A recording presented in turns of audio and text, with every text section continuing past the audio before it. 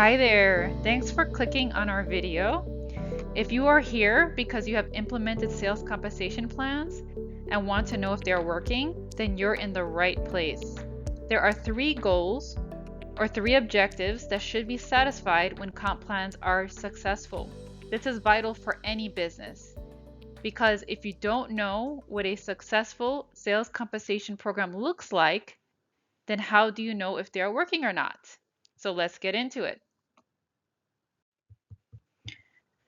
Before we go into the three objectives or goals, you must understand that while these three objectives are separate, they all relate to each other. And a sales compensation program is only successful if all three of these goals are met.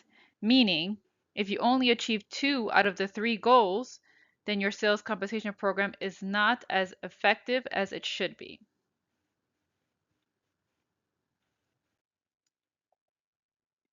So, our first goal is the most obvious one, revenue.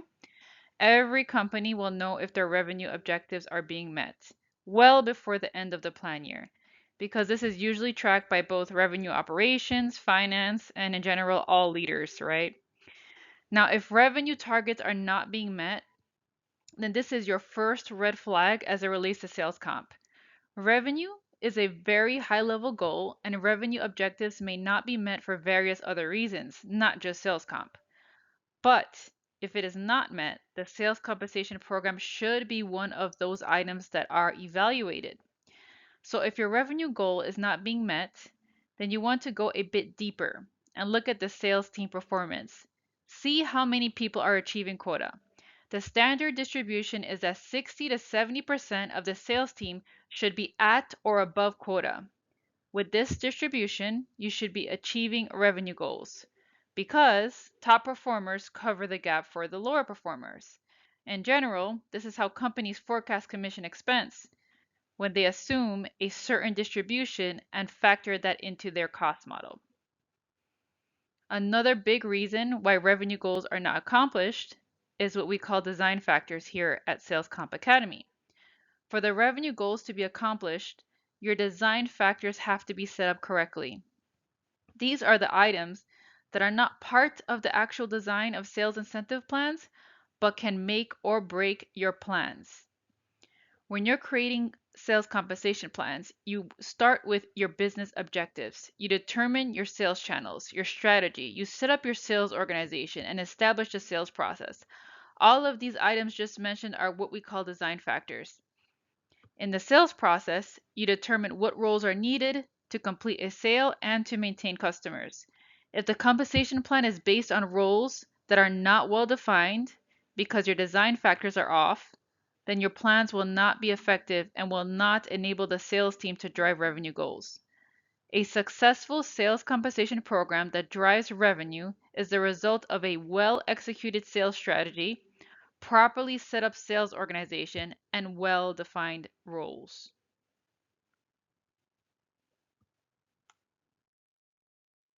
Objective two, sales team motivated. Many companies tend to brush this one off, but if your sales team is not motivated with their comp plan, then you can't expect them to drive sales. There could be various reasons why the sales team is not motivated. Maybe the comp plan is fine, but there are operational issues, or maybe the product is not up to par, or maybe it is the sales compensation plans and quotas are unachievable, or the comp plan is overly complicated and confusing. These are just some of the possibilities, but if the sales team is not motivated, you should dig into the cause. One of the top reasons why sales compensation plans fail is misalignment. Their comp plan should be aligned with their role and responsibilities. The only way to find this out is to ask, which is why we always suggest sending out an anonymous survey to get their feedback. After all, they are the plan holders. Also, if you run the standard sales comp analytics, this will bring more light to what's not working in your comp program. If your sales team is not motivated, it will affect your bottom line and make comp plans less effective. Objective number three, our last goal, is budget under control. At the beginning of the year, you have a budget for commission expense for the revenue you expect to bring in. Now, How is that budget tracking compared to actual spend? Are you overspending? Why? An effective sales compensation program will have the budget under control. Meaning, if you overspent, that doesn't necessarily mean it's a bad thing if revenue also increased. But if you're overspending and sales is stagnant, then you want to evaluate what is off. What about if you underspend? Companies may be okay with this, but again, how does revenue look? Are you falling short there too in revenue? It is a red flag if you are paying lower than expected and revenue is much higher, because this can lead to retention and talent acquisition problems. You don't want to be underpaying your sales team.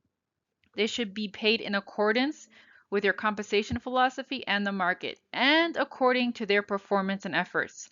You want to reward the sales team appropriately for their efforts. It is actually more costly to replace a good salesperson than to hire a new one. Typically, the cost to replace a salesperson is 6 to 9 months worth of their salary in recruiting and training costs, not to mention the opportunity costs. Part of keeping sales compensation expense under control is properly doing a cost model for your sales incentive program at the beginning of plan creation. Many businesses neglect this part, either due to time constraints or they just don't know how to build a cost model. This is why we teach this in our plan creation course at Sales Comp Academy.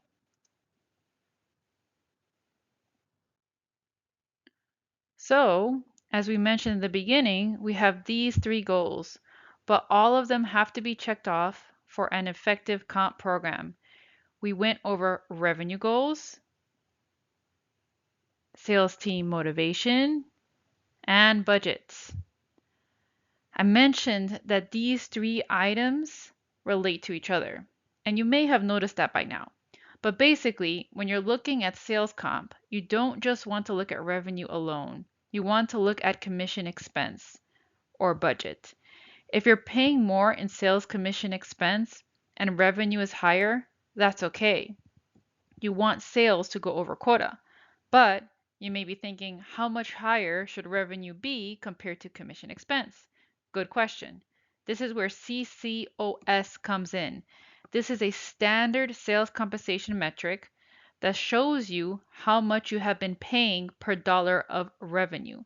Some companies choose to compare their CCOS with competitors, but it's actually best practice to track it against your own historical values because some companies include values in the formula that you may not, so you will not be comparing apples to apples. Our recommendation at Sales Comp Academy is to look at your CCOS now and see if your cost per dollar increases. This way, you can keep track of what is suitable for your company. Now, if your revenue is in line with commission expense, typically your sales team is motivated and empowered. Otherwise, they wouldn't be driving results. However, there are cases where your revenue goal is met and commission expense is below budget and sales team is not motivated. As an example, if there is a bluebird or a very large profitable sale that happens, this one sale may cause revenue goals to be met and this person may receive a large commission payment, but the rest of the team may not be performing as expected.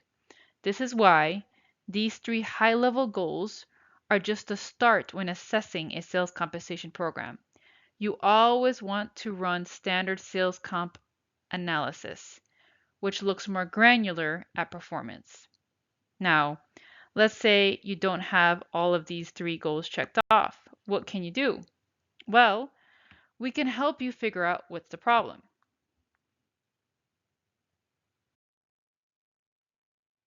At Sales Comp Academy, we know it's challenging to create effective sales compensation plans, which is why we have resources, tools, and best practices to help you create or fix your own programs. That is our vision and mission to empower businesses to create and manage their own sales comp programs, which is also why we have our plan effectiveness package, which includes everything in this short video, plus way more details that you can use to assess your plans, including a downloadable Excel file with all the standard sales comp data analysis, plus other key metrics used by professional sales comp consultants. Also included in the package is teaching on what to look out for and how to resolve it, some of those common sales comp problems, plus access to the course creators for a year.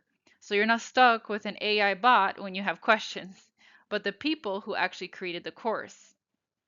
Now, if you have enough information with this video and don't need additional guidance, then awesome, that's great news. I invite you to join our Sales Compensation Network, a private professional community where we brainstorm solutions together. There are other resources for plan management included in the community, such as plan evaluation and creation schedule, which shows you the steps and timeline to evaluate, design, and implement a comp program so that plans are delivered timely, a CCOS guide, that key metric we mentioned earlier, draws, recoverable and non-recoverable draws and how they work against commission, SPIF guidelines showing you how to properly design a SPIF plus more. But my favorite part about this community is the monthly live discussions. Here, we get to discuss everything sales comp.